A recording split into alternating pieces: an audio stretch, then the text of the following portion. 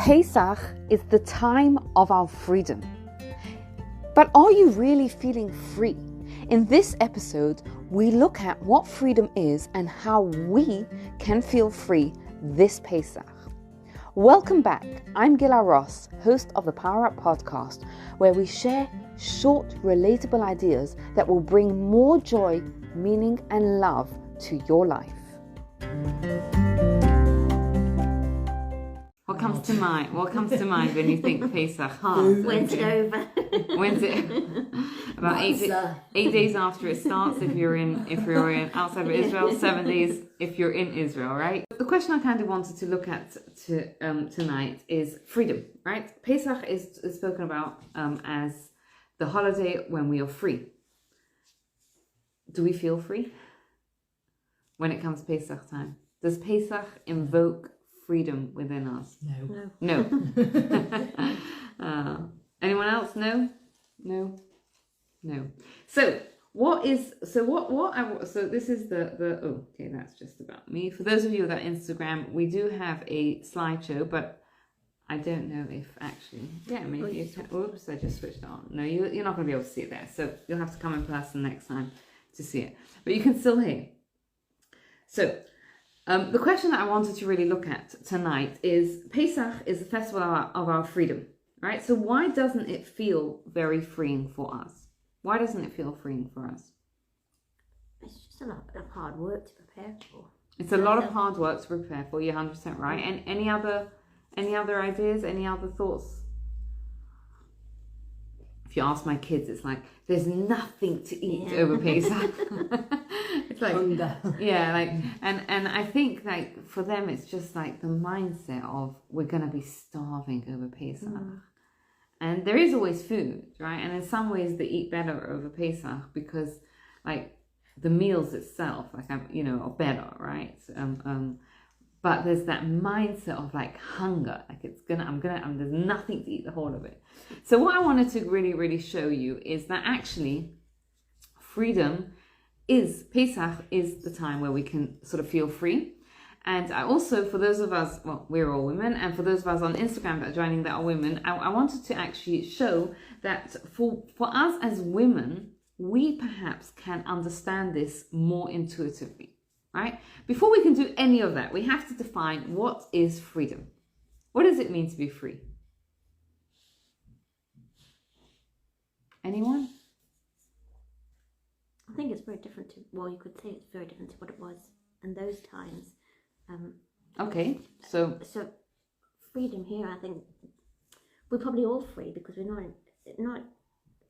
do have hardships, but they're not the hardships that they had in Egypt where they were told they have to do this and have to do that. It's a very different mindset and choice of what we want to do and not what we're told to do anymore.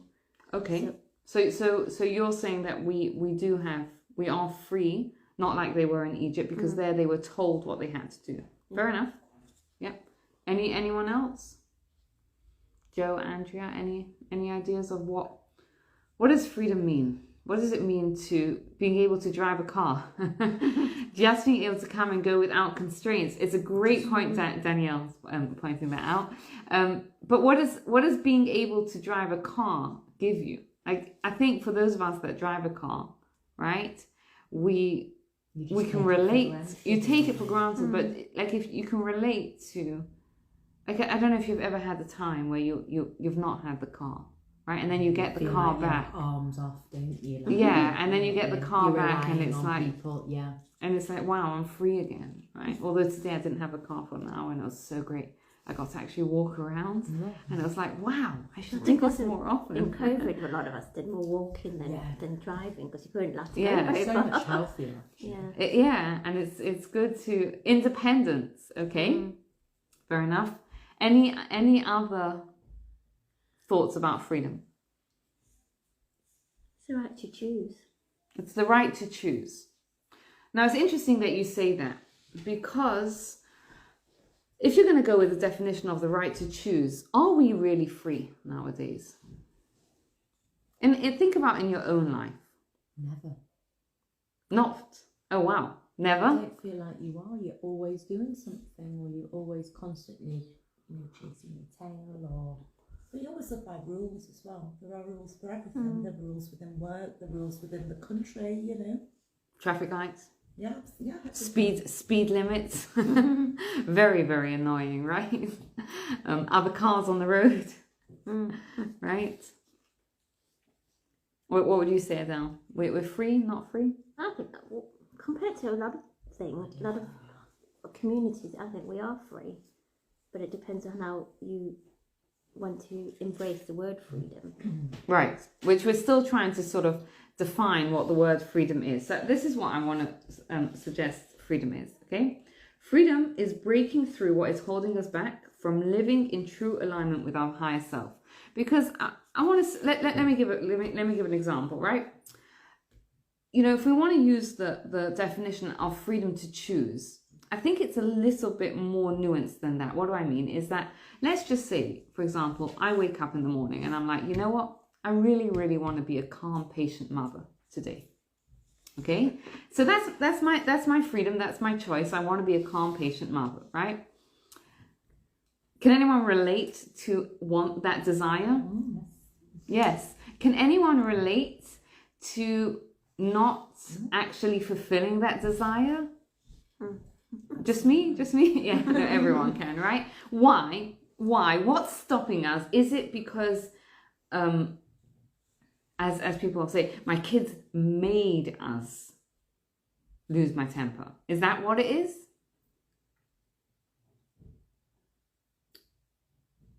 Why is it, if my desire is, right, that I want to choose to be patient, right, and then I don't do it, right? So there's something that is holding me back from making that choice to be patient. What is that thing? It's your perspective on looking at what the situation is. It could be my perspective, yes. How you're emotionally feeling, maybe. Definitely could be your emotional How you're state. holding. Yeah, think about the way we parent after we've had a good night's sleep and eaten breakfast versus the way we parent after we've had a rubbish night's sleep and we haven't eaten breakfast and we're late and we spilled the coffee, right? You know, there's a difference usually, right? Why? Because our internal state makes a massive difference, right? Sarah says, freedom is release. We always tie it to the day by day. We lessen joy life. It's special freedom, release the routine, let the joy, happiness flow. Yes, we can. Freedom is also accessing, letting the joy and the happiness flow. But so why is it that if my desire is, right, am I a free person? Are we free people nowadays? Well, some of us think yes, some of us think. Andrew thinks still pretty haven't much. got down to the definition of what we say freedom is. So if we knew what we agree, what if we agreed on it, then maybe we could say we were free or not. Right. Okay. Fair enough. Right. So I think of myself as a free person, for example. Right. I'm not a slave to anyone. There's no one that's holding me slave and saying you must go to work and do X, Y, Z today. Right. I think I'm a free person. Yet there are times where I don't choose to do what I want to do. Right. For example, times where I want to be patient and I'm not patient, or I want to eat healthy and I skip the healthy, or I want to go and do a kind thing for someone else, but then I just end up wasting that hour, right? So it's free to make your own choices, but it's more than that, right? Because what we see within us is that sometimes there's an external, right? Sometimes there's external things that don't allow us to do what we want to do, right? And sometimes it's internal things, right? If you think about it, right? If I want to be patient with my child, right? And I'm not patient with my child, there's something that's holding me back from living the way I really want to live, right? Which is what Andrea brought up, which is that there's tons of rules, right? What's the purpose of all those rules? To keep people in line. Or to keep us safe. To follow. Yeah. To keep us safe, to keep us in line. But there's also the purpose of rules is to help us make the choices that we really want to choose, right? For example, you want to drive down the road and you want to drive down the road without hurting someone else, right? Therefore, you have to follow the rules of traffic lights, right? Because the traffic lights will tell you when you can go and when you can't, right? So yes, it's also keeping you safe, but it's also helping you fulfill your goal of not hurting anyone else while you're driving, right? So that is what freedom is. It's not just that no one else is telling me what to do, because sometimes the things that keep us trapped and enslaved, if you want to do, are internal things, right? So it's breaking through what is holding us back from living in true alignment with our higher self, right? That's what freedom is. Okay, now we see this in coming out of Egypt, right? Because when we came out of Egypt, there was almost like, really, we're going to see 3 phases of the freedom, right? What was the first phase? Does anyone know? We talk about it on the Seder night. What happened first? We were in Egypt, we were slaves. What did God bring? Plagues. The 10 plagues, right? The splitting of the sea, all those incredible miracles, right? But the story, but the story of the Jewish people's freedom doesn't actually end there, right? What happens next is, after they come out of Egypt, God splits the sea from them and they go through the desert, right? They're in the desert for 7 weeks. What happens after the desert? And he goes up to Har Sinai. Yes. We get to Mount Sinai, and Hashem, God, gives us a Torah, right? Now, if we're talking about freedom, you can almost say that the Jews went from being slaves to the Egyptians to being slaves to God, right? God gave us a whole list of rules, right? That's not freedom, really. So what happened? What's the difference between the Egyptians' rules and God's rules? God's rules is a freedom of choice, because you can do things that you want. You can follow some of the rules, but you don't have to follow everything. Yes, there is freedom of choice to a degree, because there's still consequences to our choices. And the truth is, I mean, there's consequences to every choice we make in life, right? Yeah. So maybe there's freedom of choice. But there's still, God gave us the Torah and said, keep it, right? So that doesn't sound very free. You know, it's like if your kid is 18, right? And you tell them, okay, now you're free, right? And you can move into your own place. And then you give them a whole list of rules that they have to follow in their own place. Are they really free? They were things that were given there to care for you and to look after you and so you could live a better life. It wasn't a dictatorship like it was when there was in slavery. And I think that's the key, right? There are rules that are given to us to live a better life, right? And very, very brief thing is that the 613 commandments in the Torah, some of them are positives and some of them are negatives, right? And the positives are there to build us and make us more godly, and the negatives are there to stop us from destroying ourselves and the world, right? So those are laws that are there to help us live in alignment with our higher selves. For example, let's just say I want to be a patient parent. I may make a rule for myself: before you respond, take 3 deep breaths, right? When your kid, or make a rule for myself: if my kid is whinging and annoying me, I will take a time out for 10 seconds, right? What does that rule do for me? Controls.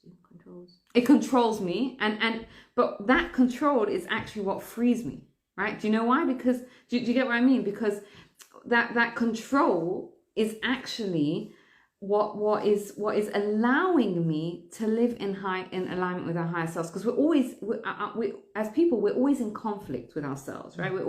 There's always the part of us that wants to do the right thing, that wants to be godly, that wants to do more and to be more godlike. And there's also the part of us that just wants to be comfortable, right? I just want my child to stop whinging right now, right? And then there's a part of me that's like, no, I want to give my kids, emotional security, and I want to give them emotional resilience, and I want them to have attachment, etc. All those good stuff, right? That we want to give them. And then there's a part of me that's just like, leave me alone, right? So what the rules does is it keeps control of that part of us that just wants to be comfortable, which we call in Judaism, the body, right? The materialistic part of ourselves, so that our soul can be free, right? So that we can live in alignment with ourselves, right? Now, what's fascinating is that this freedom in Egypt took place over 3 phases. Let's put ourselves in God's place for a second, right? So God has taken us out of Egypt. In order to become his people, right? So 10 plagues, incredible, right? That takes them out of Egypt in middle of the day, and it's incredible. Gets to the sea, splits the sea, like it's absolutely incredible, right? We're told that at the splitting of the sea, the Jews, even the simplest Jew, was on such a high spiritual level. They were more on a higher spiritual level than prophets and prophetesses of later generations, right? They were incredibly, right? At that point, what would you do if you were God? Bear in mind that you're taking them out in order to become your people, right? You're going to offer them the Torah at some point. What are you going to do? When are you going to offer the Torah? Anyone ever done sales? Yes. When do you make the sale? When you convince someone. When your perspective is excited, right? What does God do? He takes us into the desert for 7 weeks, right? The desert is synonymous of, no growth, right? No, nothing, death, darkness. And only 7 weeks later does God offer us the Torah. Why does he do that? It doesn't, like, anyone that's done any sales training whatsoever, they always tell you, ABC, always be closing, right? You speak to the client, the prospective client, you get them excited, and then you make the pitch, right? What does God do? He shows them his brilliance, he shows them his power, he shows them his care and devotion to the Jewish people, and then he leaves them in the desert. And 7 weeks later, he comes back and says, would you like the Torah? Why does he do that? If you think about it, it's crazy. God tests his people, yes, but what is the test here? You're right. What is the test here? Faith. Why faith? But then, if the test is faith, do it right then, because God has shown them. No, but if you give them time to see if they're actually going to continue with the faith of him, of Hashem, then he can see that they're true. But if you're just going to give something to them that can be appreciated, but not as appreciative as if they'd waited to see. Right. Okay. So we've got faith, we've got faithfulness, we've got self-control. I want to share a slightly different spin on it, which I think is amazing because it's going to relate to our lives so much, right? What God was testing there was their independence. What do I mean by that? Is that we've all been inspired in life, right? Everyone been inspired? Can you think of a time where you were inspired, right? What happens next usually is we're inspired. We're like, wow, that's it. I'm going to be a changed person now. And then always at some point that inspiration goes, right? And it feels like it's almost like a cruel reality of life that, you get this inspiration, you're so excited to take on this new thing and to do this new thing, and then boom, it gets hard. Why? But it's that pattern, right? Why is it? Is because this is the pattern of life, right? That number one, we have this excitement, this flash of inspiration. Then we have the long, lonely road of work, okay? And then 3 is transcendence, the gift is yours, right? I'll give you an analogy that explains it. If you've ever seen a child learn to walk or learn to ride a bike, right? What happens is let's take the analogy of a child learning to walk, right? So you have this like cute little baby who is learning to walk and they can't yet walk independently, but if you hold their hand, they'll walk, right? So the mum or the dad, they hold the baby's hand and the baby feels like the baby's walking. And if you could get inside the mind of the child is like, oh my gosh, this is so exciting. I'm walking a whole new world, a whole new view of the world. Then what does the parent at that point do? Let's go of the hands, right? And what does the baby do? Falls, right? Now, the baby is probably thinking, why'd you do that? Everything was great. I was walking. How can, if you love me, how can you let go of my hand? But why does the parent let go of the hand? Independence. Because the parent knows that when are you going to learn to walk is when I let go of your hands, right? Because as long as I hold your hand, you can think you're walking, but you're not actually walking. When do you learn to walk? When the parent lets go, and then the child falls, gets up, and learns and learns to walk independently. Same thing with riding a bike, right? You training wheels, or you're holding on, right? Great, feels great. But when does the child actually learn to, or the adult, whoever it is, learn to ride the bike? Is when you take that support off, right? And yes, they wobble and they fall and whatnot, but that is when they learn to ride the bike. So this is the deeper meaning behind the 3 phases, right? Is that phase number 1 is inspiration, and it feels great. We love it, right? We all love to live in phase number 1, right? But what that actually is actually a gift from God, where God is showing us, this is who you can become, right? And it feels great. It's like that baby who thinks, wow, this is amazing. I'm learning, I can walk, right? That's what we are in phase number 1, right? But then that inspiration has to go, because as long as that inspiration is there, that gift from God, it's not real, right? It's almost like God is holding out a hand. So God is going to take his hand away, kind of thing, and says, okay, you saw what you can become, but now you have to become that people, right? And then if you can do this, if you can travel that road, then you become who you were in phase 1, but now it's yours, it's real, it's independent. It's like the child that's walking independently, right? So what do we see there is that phase number 1, when they came out of Egypt, was the 10 plagues, right?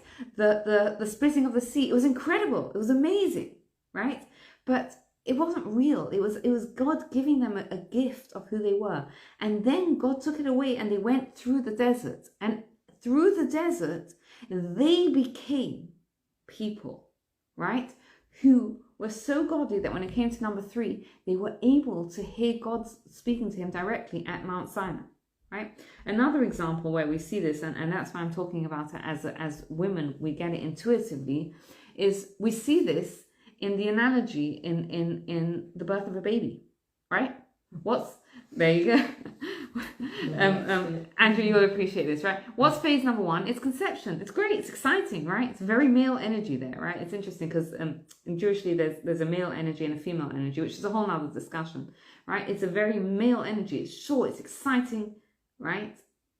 But then what happens is the female energy, right? Of having to go through that pregnancy, right? Having to go through that pregnancy, right?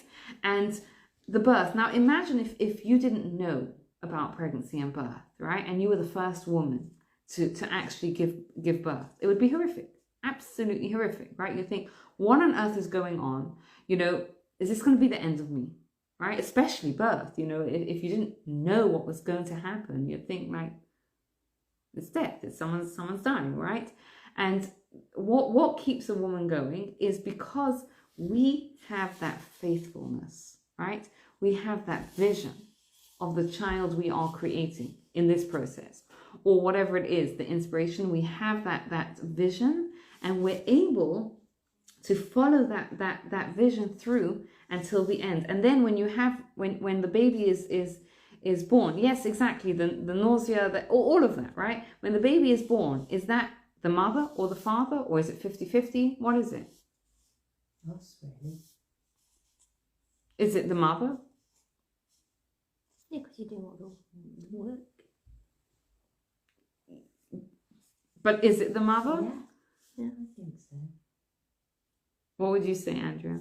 I don't really understand the question. So it's what the mother... So you have phase number 1, right? Conception. Then you have phase number 2, the pregnancy, the birth, right? So then phase number 3, right? What is the baby? Is it 50% mother and father? Yeah. It's not really, if you think about it. It's transcendence. It's a completely new human, right? It's not the mum, it's not the dad. It's a completely new human. Life, yeah.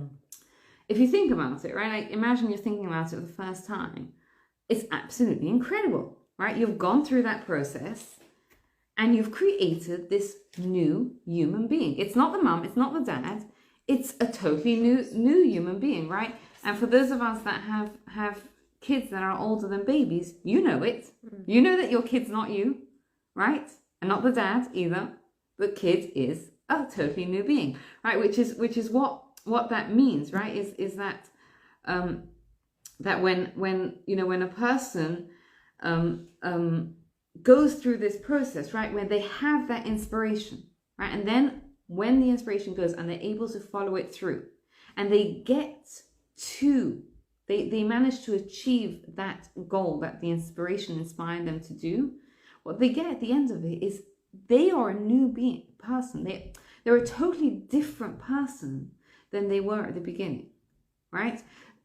Does that make sense? Yeah? Okay. So let's talk about practically. It's all very nice, but I'm sure we've all been in that phase where you kind of feel like, I was inspired, it was amazing, but like, it's just so hard now. Like, why? You know, like God, why are you stacking all the things up to us? So how do we actually go through that phase and successfully travel that phase number 2 to get to phase number 3? So number 1 is we have to know it's normal, right? Because usually I think what happens to us is when we're inspired with something and then that inspiration goes, we usually get to a point where we feel like, oh my gosh, what am I doing wrong, right? And you see this, for example, in relationships, you see this in marriage, you see this in children, you see this in lifestyle changes, right? For example, what happens is if, let's say, you have a baby, right? You have a child. And then you're like, when you have that child, when you hold that newborn in your hands for the first time or whatever, you have this vision of the parent that you're going to be, right? And then you have a tantruming 2-year-old, right? And it's not the same. Reality is often not the same as the vision you had then, right? Or a teenager or whatever it is, right? The reality is quite different. And what do most of us think is, what am I doing wrong? Right? What am I doing wrong? Like, I had this vision of what parenting was going to be. I had this vision of what marriage was going to be. I had this vision of what, the same thing happens, by the way, to people who become religious, right? I had this vision of what keeping Shabbat was going to be. I had this vision of what keeping kosher was going to be. Like, what am I doing wrong? And the answer to that is nothing. It's not, when it's hard, it means this is when I'm actually making it real, right? Parenting at the end of the day is not just that moment where you hold a baby in your newborn hands, right? When we are able to be there for our kids in the difficult moments, right? When your child is tantruming and you're able to be there calmly for them, that is when you build the relationship with your child, right? When your teenager or your whatever is whatever, and you're doing whatever teenagers do best, or right, and you're able to be that calm, loving presence, or you're able to own your mistakes and apologize, that is when you really build that relationship with your child, right? That's when it becomes real. So the first thing we have to realize is it's normal. It's normal for it to be hard. It doesn't mean we're doing anything wrong. It means that we are now in phase 2, right? Phase 1 was great. It was beautiful. It was fun. It was exciting, but it's always going to be short-lived, right? Phase number 2 is always harder. It's always longer, and it's normal. So the way to do it is, and there's an analogy of imagine you're lost in a dark field on a dark night, right? And you're suddenly there's lightning, right? What do you do at that point? Run. So there's 2 things you could do. You could either run, or you could actually do nothing and just look around, right? Well, no, you look around and you plan where you're going to go, right? In that flash of lightning, you make a plan of which way to go while you can see it. And who goes further is the person that doesn't move then and just looks around, makes a plan, and then when the lightning disappears, that's when you keep going, right? So that is the analogy, right? When we're inspired, most of us at that point, our urge is to just go and do, right? We want to take it all on, we want to do it all. Actually, what's better to do is to hold back and to make a plan and say, wow, I'm inspired, this is what I want to do. What do I have to do in order to get there? You make a plan, and then when the inspiration goes, you just follow the plan, right? You just follow the plan. You just keep going, even though how hard it is or whatever it is, because this is the time where I'm actually making it part of who I am, right? And the other thing to bear in mind is that the difference between the analogy and the field is when you're in the field lost at night, which hopefully you never are, you're totally dependent on an outside source, right? But if you go and you take a torch with you, you can turn on your own light. And I think we can bring in inspiration into our life, right? It's not, we don't totally have to wait until the inspiration hits, because there are ways we can inspire ourselves, whether it's by just doing a mitzvah, whether it's by listening to a Torah class, whether it's by learning, whatever it is, right? Reading a book that inspires us. We can choose to turn on the inspiration in our life, and that's kind of the three main points of practically how do we navigate phase number 2 when it's hard, right? Is to know, number 1, it's normal. Number 2, when you're inspired, that's the time to make the plan. When the inspiration goes, just follow the plan, right? And you see the analogy in the birth of a child, right? Like, great, conception is great, but like pregnancy, you just do it day after day after day, and you get there at the end, right? And that is thing. And number 3 is we should turn on our own lights whenever we can. Thank you, Abigail. Thank you. Okay, so let's bring this back to Pesach and bring it back to practically. Okay, so let's just say your goal is what the truth is, right? So the question is, what's your goal for Pesach, right? And there are different goals you might have. You might have a goal of doing a little bit more than you did last year. You might have the goal of creating a calm Pesach. You might have the goal of getting in touch with the story of Pesach, experiencing it, getting a bit more in touch with it for ourselves. You might have the goal of experiencing freedom. Whatever the goal is, that's your goal, right? Then you work backwards to make a calendar so that you can fit it in, right? So for example, let's say your goal is to get to Pesach calmly with a bit of time to read the story, whatever it is, right? So you look at the calendar. When is Pesach? And what do I need to do until then? What do I need to do to achieve that in there? And when you're making the calendar, right? So if let's say, you need to start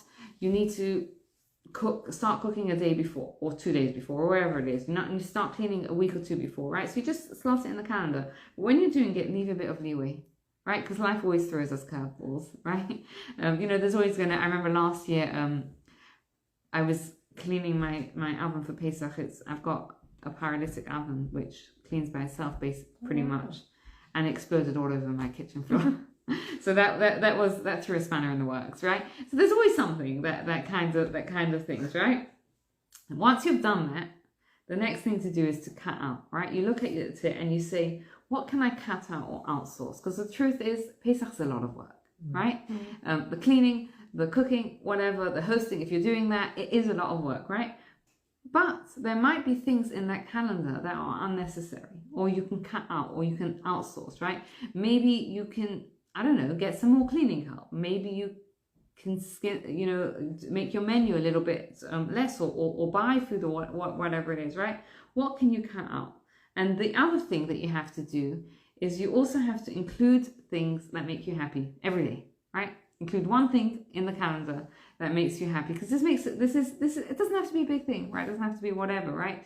But just so that you get there with that sense of calm and happiness, and knowing that, yes, I'm doing this because all these rules and all these things is what is going to enable me to actually feel that sense of freedom when it comes, right? And that's that real sense of freedom we get is that freedom when we've gone through this process and we've lived in alignment with yourself, right? Like, let's just say, for example, I'll go back to the original example I used, right? Let's say my example is I want to be calm with my child, right? And if I make myself a rule saying, whenever that child uses that voice, right, I'm going to count to 10, and I follow that rule, right? That, as disciplined as that is, and as restrictive as it is, that, and I'm able to be calm, or even if I'm calmer for a little bit longer, that is what gives us true freedom, right? So that's kind of a practical way of taking this idea which Pesach teaches us about that, true freedom is not just not having a slave hitting us, right? Because sometimes the things that keep us enslaved, I think, for a lot of us today, are the things that internally, right? The restrictions we think we have, or the stuff that we don't follow, that we want to, right? And when we can sort of overcome those things, that's when we experience true freedom. And when we sort of know those three processes, right? That number one, there's going to be inspiration, but the inspiration is not going to last, right? We know we now know it's not going to last, right? So I've got a plan for what's going to do, right? And if I can follow the plan in phase 2, that's when I experience the real freedom.